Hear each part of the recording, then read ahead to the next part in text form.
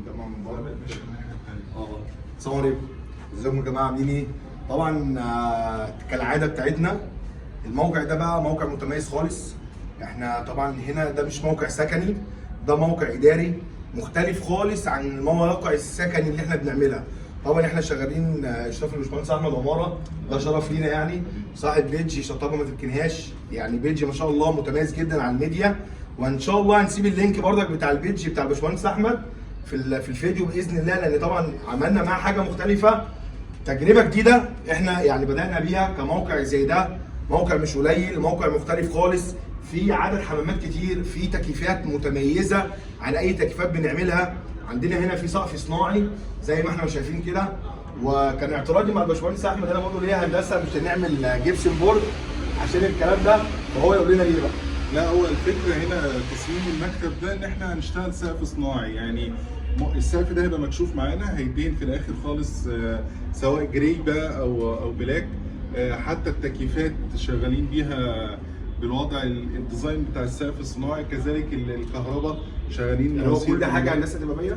كل حاجه باينه، بس في الاخر خالص هيبقى في استريبات خشب فاصله بين الاواطيع المكاتب. يعني مثلا السبيس معانا دي هنا مثلا في قسم معين، هنا في قسم تاني.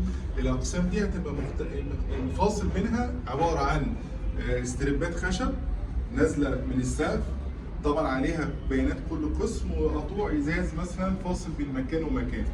المكان ده كل حاجه فيه مختلفه، مش زي المعتاد. يعني احنا دايما معظم التشطيب بيبقى مثلا اماكن سكنيه، فبيبقى مثلا الشغل زي ما قلت الموقع ده مختلف خالص يعني.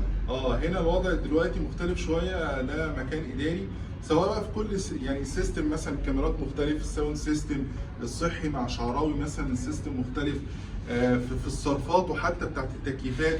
لا، صرفات ليها طريق. الحمامات مثلا، الحمامات طبعا يعني حمامات موظفين، يعني الفاصل بينها بارتيشنات. في حمامات مفتوحه على بعض، الفاصل بينها بس جزئيه البارتيشن.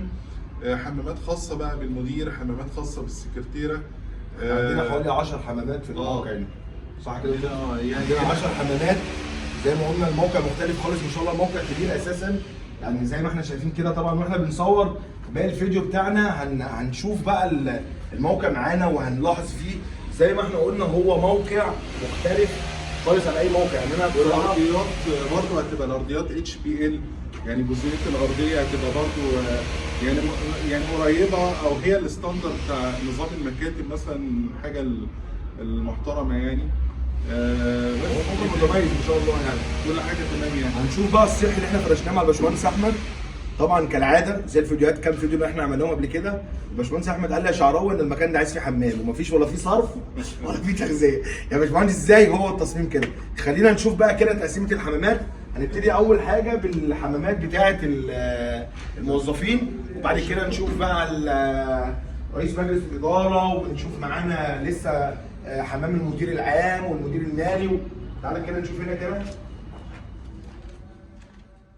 هنا بقى دول في الجزء اللي احنا واقفين فيه ده الحمامين اللي هم بتوع الموظفين بتوع المكان كله. عملنا دوره، هم اتقسمت لدورتين، يعني بقى في دوره يمين ودوره شمال زي ما احنا شايفين كده، لان ما كانش هينفع نعمل الاربعه على بعض. عملنا في كل دوره فيهم 2 تواليتات عاديه، وعملنا في دوره فيها مبوله وفي دوره فيها حوض. اللي هي مثلا الدوره دي هنا عملنا فيها، طبعا احنا الناس دخلت اشتغلت بعد ما الكهربائي يخلص وبتاع. احنا بنصور الفيديو بتاعنا بعد ما خلصنا وسلمنا للباشمهندس احمد المكان، يعني الحمد لله. طبعا هنا عملنا 2 تواليت في الوش، هيجي طبعا ليهم اواطيع HBL بعرضه 140 سم او 150 سم. عملنا حوض هنا، يبقى فيه حوض هنا ويبقى فيه حوض قصاده الناحيه الثانيه. وعملنا هنا مبوله، يعني احنا الاول كان في مبولتين في الحمام ده، رحنا عاملين في المكان ده كده عملنا فيه مبوله. عندنا بقى الحمام اللي هو الدوره الثانيه دي نفس الكلام، فيها اول لما تدخل كده في حوضين هنا كده يبقوا جايين في حوض وخامه، وجنب بينهم في 2 مبوله برضك نفس الكلام، في مبولتين. وعملنا هنا برضك في ايه؟ قعدتين برضك نفس الكلام، هيبقى ما بينهم قطوع HBL. ده كده الجزء بتاع الموظفين. عندنا بقى الجزء الثاني ده، هنا في الجزء ده في حمامين. طبعا المكان ده الحمامين دول هيخدموا معايا المكان ده كله، ده اللي فيه الشغل كله بتاع الموظفين والتغليف والتعبئه زي ما يكون في الشركه. في بقى هنا المكان الوحيد اللي اتخلق برضك معانا، اتخلق معانا هنا فيه اوفيس زي مطبخ كده، اتعمل المكان اللي هو المطبخ ده برضك خلينا له صرف وتغذيه في المكان ده. طبعا الحمامات دي طبعا يعني ما كانتش معموله مشينا بالمواسير جوه الحيطه زي ما احنا شايفين. طبعا الكلام ده كله مبيدين المحاره هينزلوا يرموا المكان ده. احنا زي ما احنا شايفين المكان تحت التجهيز، بس احنا خلصنا البند بتاعنا. طبعا التكييفات بتاعتنا كلها زي ما احنا شايفين كده، طبعا التكييفات بتاعتنا كلها جايه في قلب السقف، مفيش تكييف خالص ماشي في الارض، لان الليفن بتاعنا اساسا مش هيسلك ان في اي حاجه تمشي، يا دوبك هي الخراطيم بتاعه الكهربائي بس. طبعا كل التكييفات كل عندي المكان في ما شاء الله حوالي 18 او 19 جهاز تكييف. كل التكييفات كلها ماشيه كده اهي، طلعناها بره على الواجهه وجمعناها على الواجهه معانا. عندنا بقى هنا في حمامين في المكان ده، ده المطبخ اللي احنا قلنا عليه الاول قبل ما ننساه. هنا في المطبخ ده، عمل مطبخ هيخدم على المكان كله. المكان ده كده يبقى فيه مطبخ حتى مجهز فيه تكييف وكل حاجه. ادي المطبخ وبليه سخان لوحده، وهو حوض يا دوبك بفلتر بالكلام ده كله. عندنا بقى في ظهرنا هنا كده في هنا المكان ده كده، هنا في 2 حمام معانا في ظهر بعض. معانا حمام اتعمل للضيوف للجست، اي حد يجي يدخل الحمام ده حمام الجست عملناه اللي هو ده. وعملنا الحمام اللي جنبه ده، المكان اللي احنا فيه ده هيبقى فيه المكتب بتاع المدير العام بتاع الشركه، هيبقى الحمام ده خاص بيه هو فقط لا غير. ده حمام الضيوف. هنا بقى من اول هنا عملنا قواعد معلقه، خزانات دفن كلها. طبعا كل حمام فيه يا دوبك هو تواليت وفيه حوض.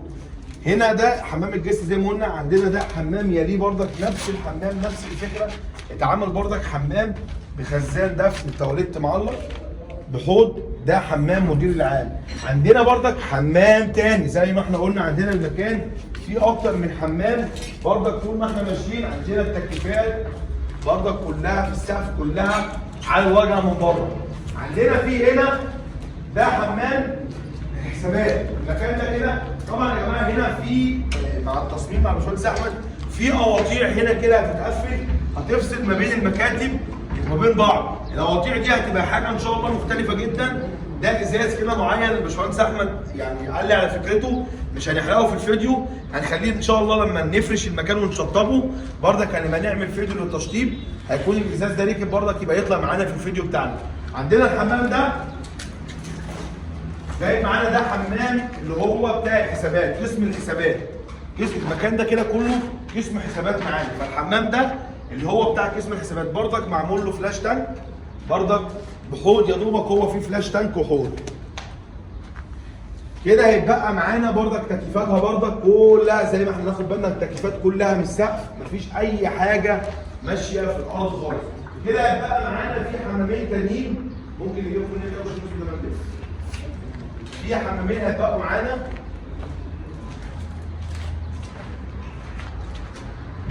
هيبقى معانا حمامين اللي هو معانا حمام رئيس مجلس الاداره والحمام بتاع السكرتيره بتاعت رئيس مجلس الاداره اللي هو القسم اللي احنا فيه ده. زي ما انا قلت لكم في الفيديو هناك ما شاء الله المكان الله اكبر على مساحه، مكان كبير جدا ما شاء الله. فطبعا متقسم كل مكان كل قسم في حته شكل. طبعا عشان دلوقتي تحت الانشاء كله مفتوح على بعضه، فلما الكلام ده كله هيتقفل مش هيبقى فيه الكلام ده كله، هتبقى اقسام متجزئه في كل مكان. عندنا ده الحمام اللي هو بتاع رئيس مجلس الاداره، برضك التكييف بتاعه مشيناه في الحيطه عشان ما كانش لو مشينا بيه في الارض مع خراطيم الكهرباء ما كانش هيسلك معانا في الليفل بتاعه. الحمام ده برضك هنا هو عندنا فيه برضك هو فلاش تانك وحوض. ده حمام رئيس مجلس الاداره. عندنا بقى الحمام اللي جنبه ده اخر حمام في المكان اللي هو حمام السكرتيره، برضك اتعمل له هنا اهو، برضك اتعمل ليه فلاش تانك برضك وبرضك حوض. يعني كده احنا عندنا في حوالي 5 أو 6 حمامات، 5 في 5 حمامات اللي هو عندنا حمام المدير المالي وحمام رئيس مجلس الاداره والسكرتيره وحمام الجست وحمام قسم الحسابات، كل دول معمول لهم فلاش تانك، كلهم هتبقى قواعد معلقه. طبعا زي ما احنا شايفين برضك هنا برضك التكييفات يا جماعه كلها كلها متعلقه، كل ده هيبقى باين معانا ان شاء الله في التشطيب.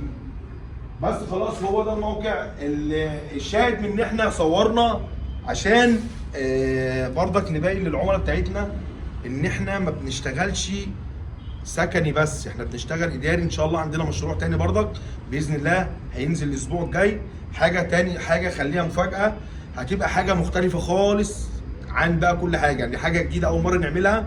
فده بيثبت ان احنا الحمد لله رب العالمين قد اي حاجه نعملها بفضل الله، نشتغل سكني اداري زي ما يكون. ومحمد شعراوي مع الباشمهندس احمد عماره عملنا الموقع الجميل ده. لو عجبكم الفيديو ده ما تنسوش تشيروه، والسلام عليكم.